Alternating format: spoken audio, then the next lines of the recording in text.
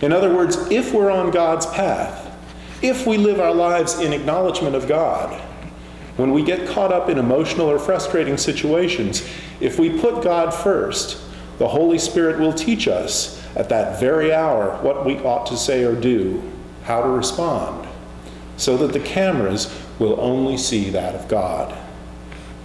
In preparing today's lesson, I was thinking about what we've been discussing in the advanced class. We're still studying Course 4, Advanced Self-Help. And we've been discussing how our thoughts shape our environment. We've talked about the idea that each one of us is the product of our thoughts. In the lesson on aura, we've learned that each one of us has an emanation of light, which we call aura. It appears to others as a phosphorescent glow, taking on different colors and shapes depending on the thoughts we think. Our aura can be read by those who are trained to read it. With some effort, you can learn to see auric emanations in others. This is the first step in allowing yourself to be open to the possibility. The first step is allowing yourself to be open to the possibility. And through meditation and concentration, you can develop that ability. What people see when they look at our aura is the product of our thoughts. If we're despondent and gloomy, the aura will be dark. If we're angry, the aura will appear black and angry red. If we're showing devotion to God, our aura will be a light sky blue.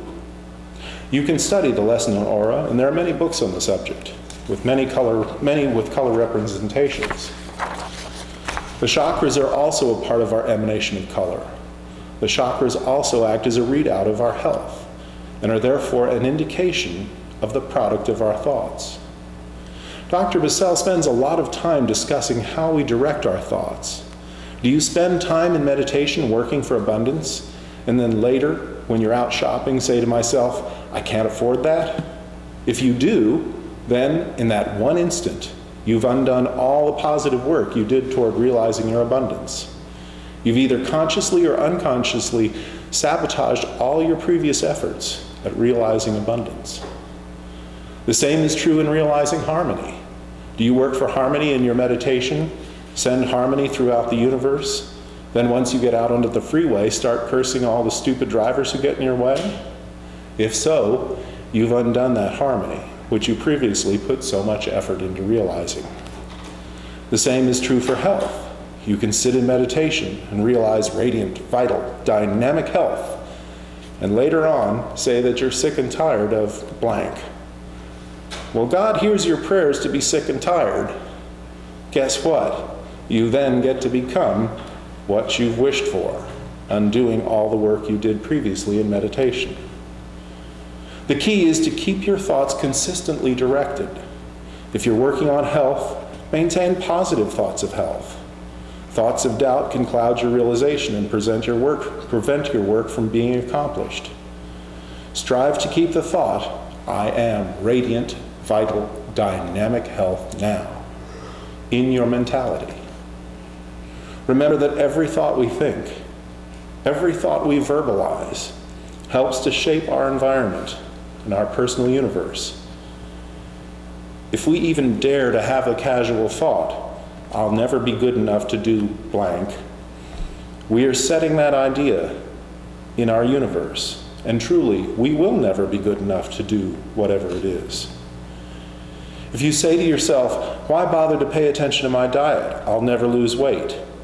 You're affirming that principle in your universe, and you'll never lose that weight.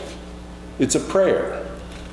You've heard so many times before from so many different sources, change your thoughts and your life will change.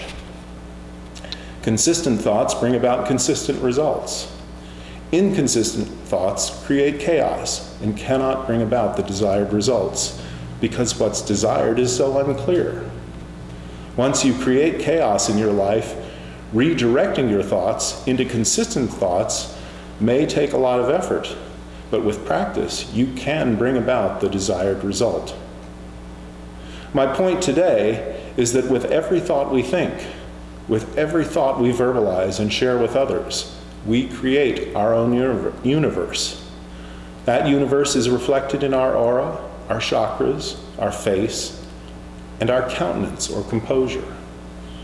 We can fill our universe with harmony, joy, love, abundance, radiant, vital, dynamic health. And we can have all those wonderful attributes in our lives, or we can choose to be angry, hateful, unhappy, and so forth. What attributes do you want to fill in your universe? At every moment of the day or night, you make that choice by the thoughts you think and verbalize. We know from the passages discussed this morning that we should do our good works in secret, and the Lord will reward us, for the Lord sees us in secret and in public. Now that cameras are everywhere, not only does the Lord see and hear what you do, so do the cameras. I've said before that Dr. Bassell often admonishes us in his lessons that it is our duty to be the best we can be. Good behavior is a choice. It's a choice we make every day, sometimes minute by minute. Yet we shouldn't do what's right because the camera might catch us or because God watches over us. We should do what's right because it's the good and proper thing to do. That's especially hard when I'm driving on the freeway and 6 cars cut me off. And I'm wondering if there's a sign on my car that says, "Please cut me off and get in front of me." When you can stand back and view the situation as an observer without getting caught up in the emotion of the moment, that's a good time to call forth your sense of humor. Bless the people who cut you off. Ask God if there are a few hundred more people who would like to cut you off and have a good laugh. After all, laughter is the best medicine. As far as cameras go, like the pencil, they're here to stay. Every day, they keep getting smaller and smaller and more efficient and more integrated into our everyday lives. You probably have at least one camera. How do you use that camera? What story are you creating in your life? What story have you been telling, or are you going to tell? As usual, I want to remind you to pray and meditate daily, and remember that you have an impact on your environment, that you shape your universe, your body, your aura, your life, by the thoughts you think, how you choose to react to given situations and circumstances, and that you are now and always have been the master of your universe.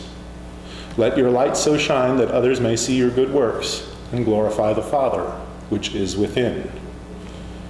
Again, the key is to put God first and keep yourself centered as best you can. One important part of keeping yourself centered is to have a clear understanding of your role on the planet. Do you want to bring joy into people's lives, or do you want to make people sorry that they invited you to visit them? That's your power and your choice. Use it wisely. Think before you speak or react. No matter how difficult it may seem at the time, just remember, as we've heard so many times before, that with God all things are possible. And remember that last verse from St. Luke chapter 12, verse 12. For the Holy Spirit will teach you at that very hour what you ought to say. Don't worry, be happy. Thank you for your attention this morning.